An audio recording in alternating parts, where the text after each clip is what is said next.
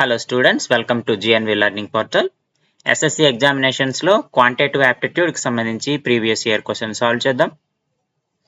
If x varies inversely as y, x varies inversely as y, x is equal to 2, y is equal to 6, then find the value of y if x is equal to 3.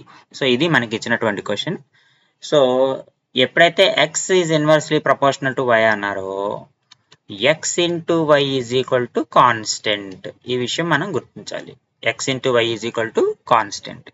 So x is equal to 2, y is equal to 6 ఇచ్చారు. So x into y చేస్తే ఎంత వస్తుంది మనకి? ఇక్కడ xy is equal to 12 వచ్చింది. కాబట్టి x proportional to 1/y అన్నాడు కాబట్టి x into y ఎప్పుడు కూడా మనకి 12 రావాలి. x వాల్యూ y వాల్యూ మార్చినా సరే. x is equal to 3 అన్నాడు. సో xy 12 కావాలంటే ఖచ్చితంగా y ఎంత అయి ఉండాలి? 4 అవ్వాలి. ఎందుకంటే 4 into 3 12. సో కాబట్టి ఆప్షన్ సి మనకి కరెక్ట్ ఆన్సర్.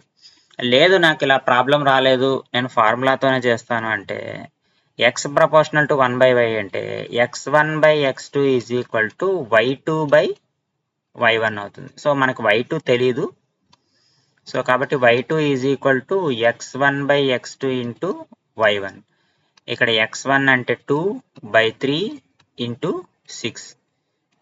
2 టైమ్స్ క్యాన్సిల్ అవుతుంది. 2 into 2 is equal to 4. So ఇలా ఫార్ములా ప్రకారమైనా చేయొచ్చు, లేదా కాన్స్టెంట్ అవుతుంది కాబట్టి దేంతో మల్టిప్లై చేస్తే అవుతుందో అలా కూడా చేయొచ్చు. So option C is the correct answer.